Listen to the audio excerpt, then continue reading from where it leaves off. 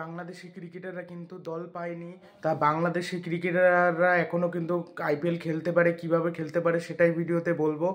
এবং Kolkata night Riders কীরকমভাবে দল সাজাতে চলেছে সেটাও বলবো এই ভিডিওতে। তাহলে ভিডিওটি শুরু করা যাক।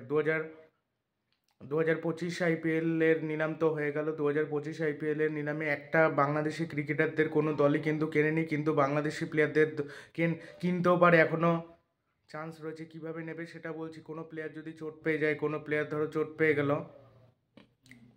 তার পরিবর্তে সেই কোনো প্লেয়ারকে নিতে পারবে। সেটা শরীফুল ইসলাম হতে পারে বোলার, বা ব্যাটসম্যানের ক্ষেত্রে সাকিব আল হাসান যেমন অলরাউন্ডার।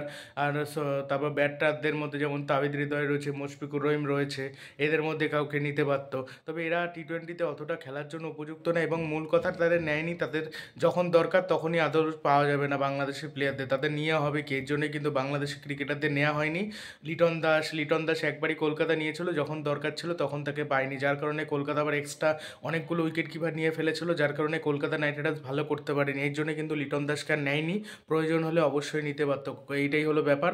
আর আর কলকাতা কেন, রাজস্থান বা অন্যান্য দল, মুম্বাই, এদেরও নিতে পারতো। চেন্নাই হয়তো মুস্তাফিজুরকে নিতে পারতো। মুস্তাফিজুরকে আগেরবার অনেক রিকোয়েস্ট করেছিল বাংলাদেশের কাছে যাতে তাকে নিয়ে না যায়, সে দুর্দান্ত ফর্মে ছিল, কিন্তু মুস্তাফিজকে নিয়ে চলে গেছিলো Chennai Super Kings. Bangladesh Chennai Super কিংসের কথার অনুরোধ রাখেনি, সেই জন্যই কিন্তু বাংলাদেশের ক্রিকেটারদের নেয়নি।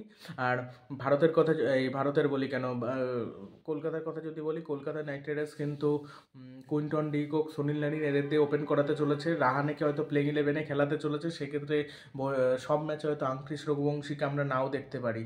আর বোলারদের মধ্যে হর্ষিত রানা, বৈভব আরোরা, এদের দুজনকে খেলাবে। ওমরান মালিককে কোনো কোনো ম্যাচে আমরা দেখতে চলেছি ইন্ডিয়ান পেসারদের বেশি খেলাতে, আর রহমান পাওয়েলকে বিদেশি প্লেয়ার হিসেবে খেলিয়ে দিতে, এটা আমরা দেখতে পারি। রহমান পাওয়েলকে কিন্তু খেলারে রাসেলের ব্যাকআপ তো থাকবেই, রাসেলও খেলবে। সেও যদি খেলে তাহলে কিন্তু সে একটা বোলারও পেয়ে যাচ্ছে, অলরাউন্ডারও পেয়ে যাচ্ছে। অলরাউন্ডার বেশি খেলানো কিন্তু ভালো। আর রাসেল তো ডেথ বোলিং করতে পারে, মার খাবে, কিন্তু উইকেটে কিন্তু বল করতে পারে। আগের বার যে কাজটা কলকাতা নাইট রাইডার্সের বোলাররা করেছিল, পুরো ধারাবাহিকভাবে উইকেট নিয়েছিল, এইবার যদি এরকমভাবে উইকেট নিতে পারে তাহলে তো ভালো। আর যদি উইকেট না নিতে পারে তাহলে কিন্তু সমস্যা। আর তাছাড়া সমস্যায় পড়বে না, তাছাড়া ভালোই কিন্তু খেলবে। তোমাদের মতে কী মনে হচ্ছে সেটা কমেন্ট বক্সে জানাও। আর বাংলাদেশি প্লেয়ারদের কি নেওয়া উচিত সেটা অবশ্যই কমেন্ট বক্সে জানাও। এখন এমনিতেই বাংলাদেশ নিয়ে ঝামেলা চলছে, হ্যাঁ, ঝামেলা চলছে, এবং বাংলাদেশি ক্রিকেটারদের ওই কারণেই নেয়নি। ঝামেলার জন্য ঠিক বলবো না, পুরোপুরি অ্যাভেলেবেল থাকবে না ওই জন্য। এবার যারা যারা বিদেশি ক্রিকেটার খেলবে তারা কিন্তু পুরোপুরি অ্যাভেলেবেল থাকবে, যখন দরকার তাকে কিন্তু পাওয়া যাবে। প্লে অফের ম্যাচগুলো পাওয়া যাবে, ওই গুরুত্বপূর্ণ ম্যাচে পাওয়া যাবে। আমি যদি আসল জায়গায় যদি না পাই সেই প্লেয়ারকে, তাহলে আমার সেই প্লেয়ারকে নিয়ে লাভ কী? এটাই মূল ব্যাপার, বুঝতে হবে ব্যাপারটা। এটা না বুঝে অনেকে বলে বাংলাদেশের প্লেয়ার নিতে পারেনি বা নেয়নি, ইচ্ছা করে তো নেয়নি, এরকম তো হয় না।